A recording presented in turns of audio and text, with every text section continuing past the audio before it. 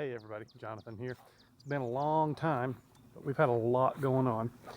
Gonna try super hard to get more videos done. But for this one, I've actually got a really exciting one. Do not tell what There's our, I'm not gonna tell yet. Say hi. Hey, we have something. So there's a hint in this video already. So we'll see if you can figure it out. But for now, I gotta grab some tools and head over to where the surprise is. See you in a minute. Okay, everybody, before I get to the actual surprise, I want to give you an update on what we want to try to do around here. We've got some big plans they're going to take some time to get to, take some work to get to, but we're excited about doing it. So let me tell you a little bit about it. All right, so first of all, I honestly can't remember what we looked at last in our last video, but this shed we've turned into a chicken coop, and you can see some of our chickens. We've got a run back here. We've got some chickens back here. I think we have in the neighborhood of 25 or so, and we're getting plenty of eggs out of these guys daily. And I don't know if you can see our rooster in there. He's a barred rock. His name is Nigel. We've got a few other barred rock hens. We've got mostly silver laced Wyandottes, a few ISA browns, a red comet, and we've got a couple of white leghorns inside the coop, I'm sure. And Becky bought a few more chicks. I can't remember what else she got. A couple of Americanas, couple of those Polish hens with crazy hair, some blue-laced Wyandottes, and seemed like there was something else in there. But that's where we're at with this. Got the coop going. I don't know if you guys have met our goats. We've got Dixie and Yankee, two females. We hoped that one of them was pregnant when we got her. She was not. But we wanted to be able to do some goat milk. And they're not in their stall in here, so let's see if we can find them around here. Here they are. Dixie and Yankee.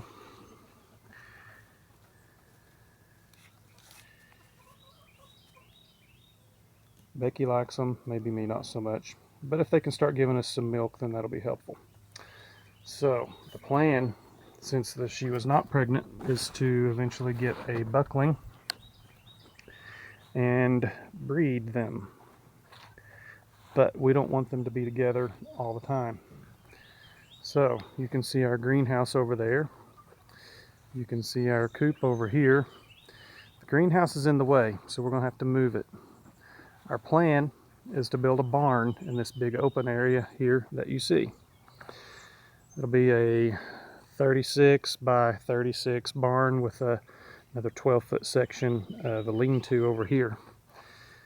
And it'll have 5 stalls, 3 on one side, 2 on the other, and a hallway down the middle, or an aisle, whatever you want to call it. And then we'll have a loft in the middle that runs down lengthwise also. So that's the plan. But as many of you know, lumber prices are sky high. So what do we do about that? So lumber prices are sky high. So yeah, what do we do about it? Not only do we want to do goats, but maybe some pigs on our own at some point. Maybe a cow or two for some beef. Still thinking on that one. We have some room to put those. The pigs we would keep in a barn stall. But we had a need to be able to have stalls for more animals if we're going to go that route. But again, lumber prices are sky high. So, what do we do about that?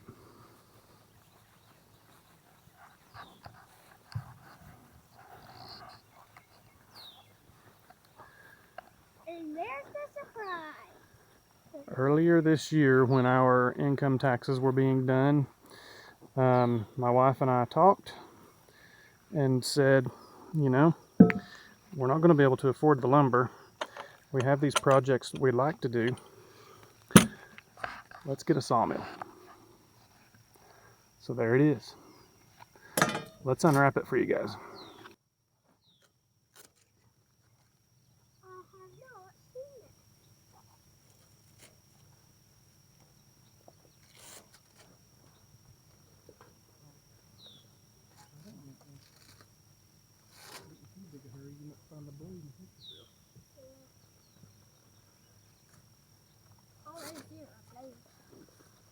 Orange light to touch the cover.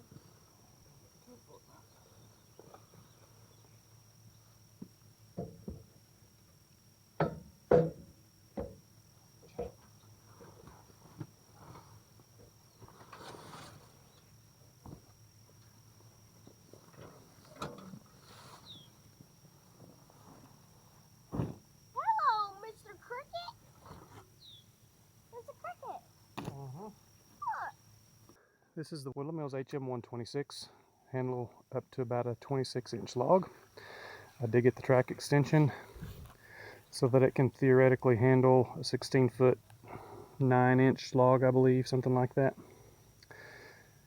You have to get the log placed exactly right to get that full 16 feet, but it could be done if you're very careful. So yeah, this is the surprise. We've been super excited. We've tried out just a few logs. You can see back here some lumber. My dad helped me out with this. He grabbed a red oak log, and that's going to be for some flooring for him. This is a piece of poplar that I'm going to make 2x4s out of. Our first real project is going to be a shed for the sawmill to keep it out of the weather. I do have a cover for it that I'll continue to use, but I want to keep it out of the weather as much as possible and just protect it. It was a big investment, and I want to protect it. Aside from the track extension, I bought a few other accessories. I did get a spare parts kit that's got extra bearings and belts and such in it. Where is it? Down here it is. Got a tow board so that I can level the log to cut straight cuts that go with the heartwood. It makes for stronger boards and all that good stuff. I also bought the lap siding attachment. It's a pretty clever design. Use this handle here, you raise and lower, pull it back, and it'll basically tilt the saw head so that you can cut lap siding with it, rather than some kind of a jig that goes on the track to tilt the log itself. It keeps you basically at the controls instead of having to go back and forth to the log and the track. Like I said, I just thought it was a pretty clever design. It's got the 14 horse Kohler. Does a really good job. Has the auto lube system, so it keeps the blade lubricated as you cut. You just have to push the throttle handle and it'll lubricate for you. And those are the main pieces that I got with it.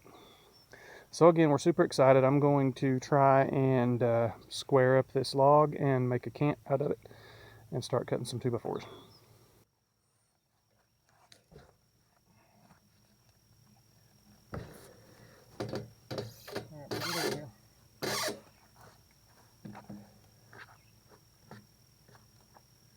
So it'll go down here like this, and as soon as it's flat, that means it's square, okay? Yeah. Got it.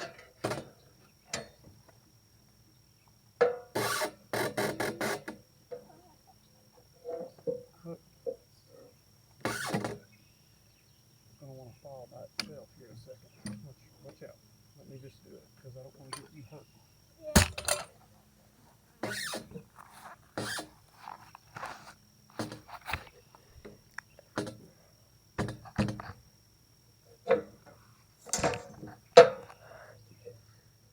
Don't mess with it, babe.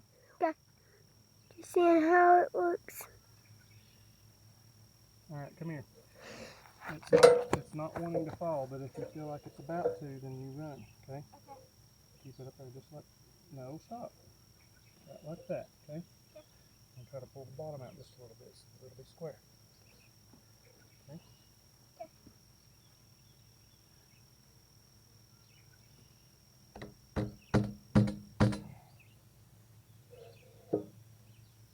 That was too much.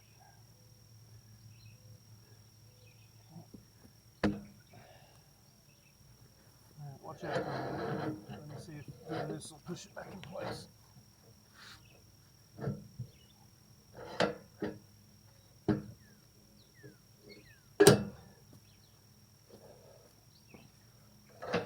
Real cool.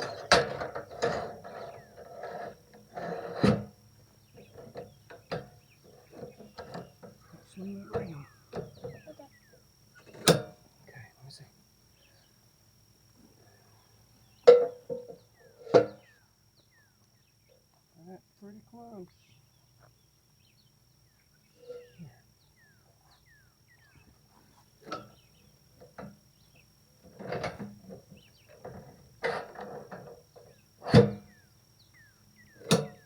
Say it again.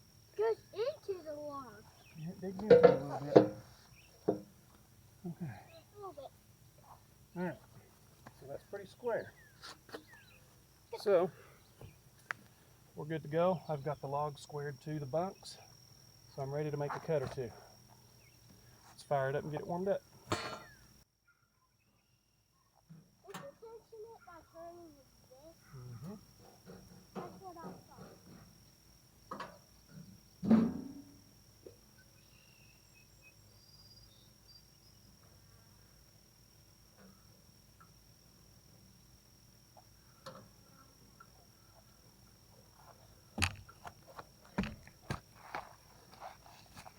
So what you do to tension the blade is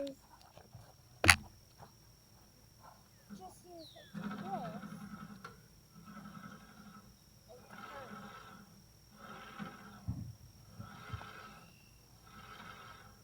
Do you think the camera can see what we're doing?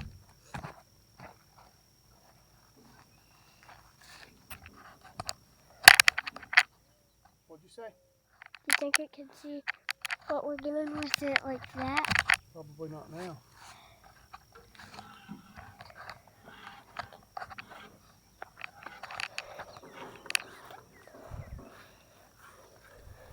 Alright, we got the blade tensioned and now we're ready to fire it up. But we're going to show you how. Now we got to fire it up! Alright, now we're ready to go. I'm going to get you set up over here. You can see us make a few cuts.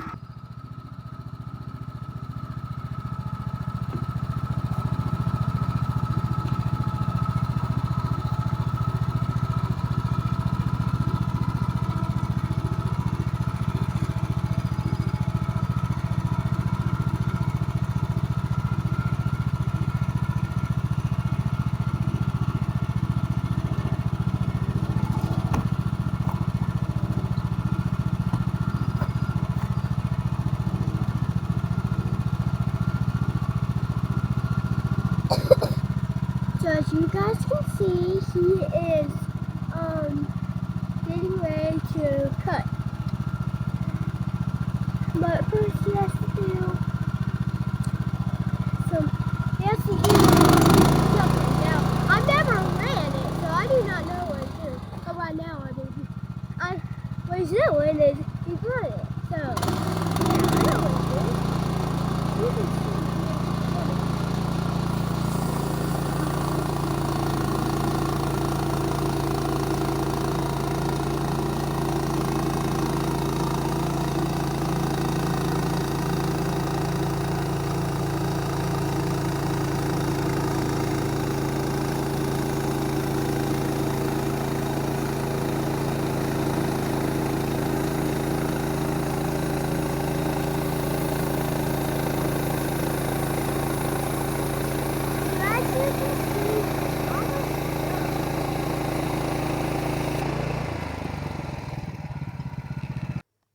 Alright, so I cut, basically what I've got there is 2x8s. I'm cutting it 1.5 inches thick, like what you get at the store, but it's a true 8 inches.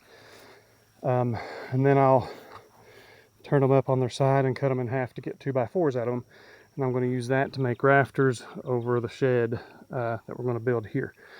I think I already said this is poplar, so that will be a pretty good material to use for rafters. It's lightweight but still strong, especially when it gets dry.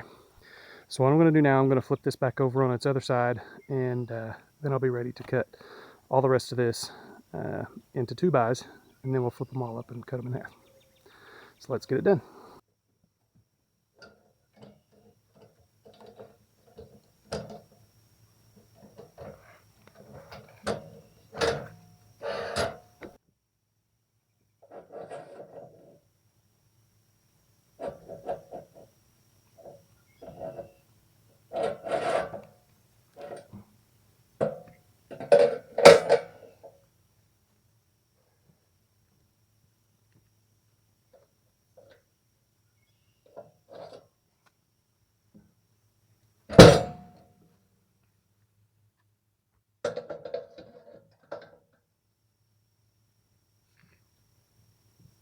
Here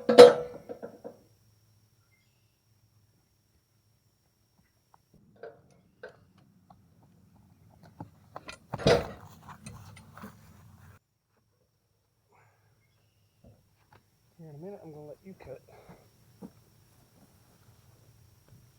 Not too slow. You want to?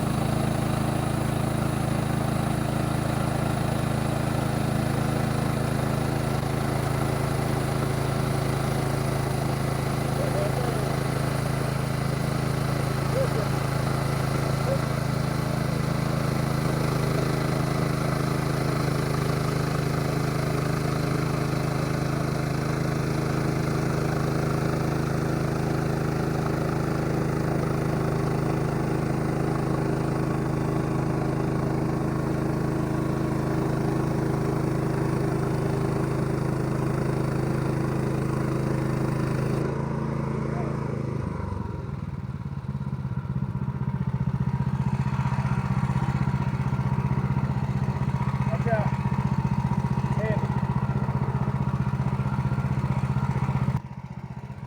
Alright, you guys, Dane just made his first cut on the mill. I'm going to let him do another, and then I'm going to take over again. Pretty cool stuff.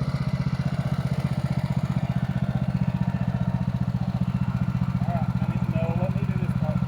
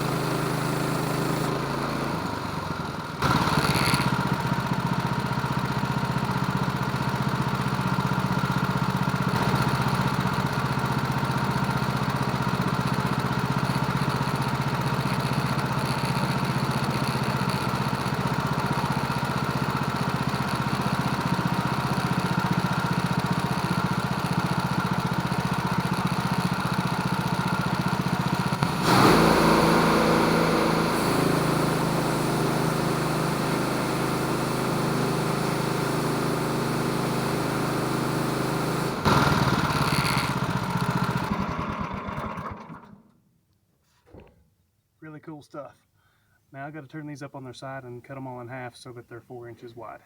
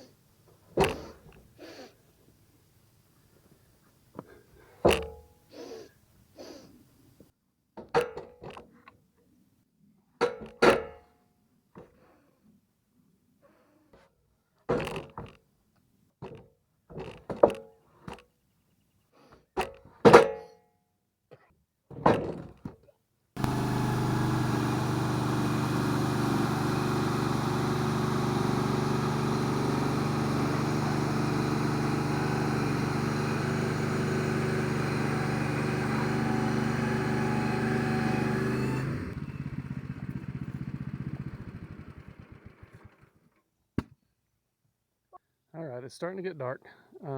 I've finished sawing that log.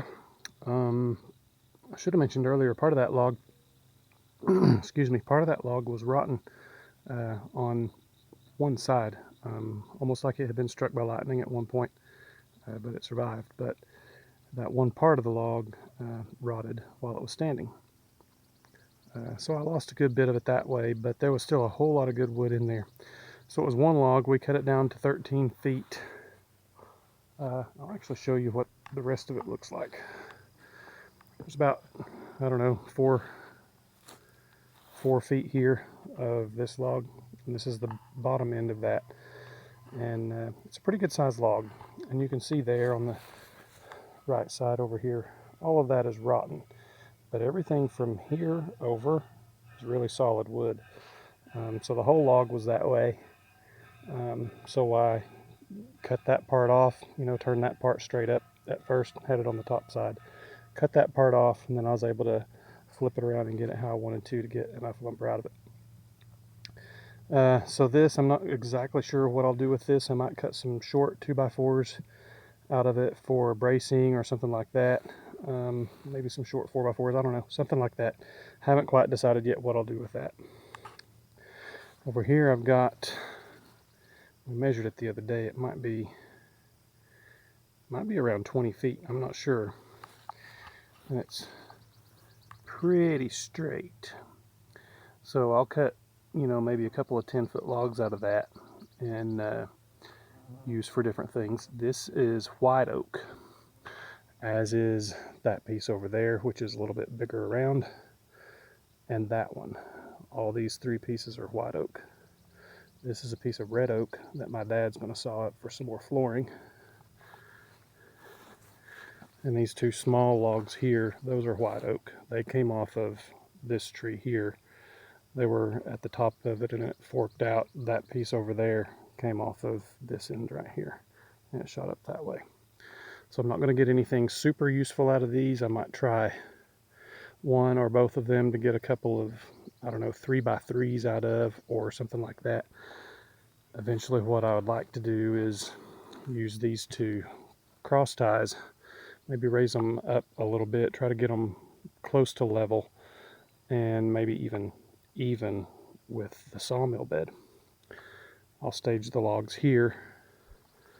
I'll use these short pieces, whatever I can saw out of those, to lay in between here and here as temporary pieces so that I can roll the log up onto the mill just with a cant hook or something,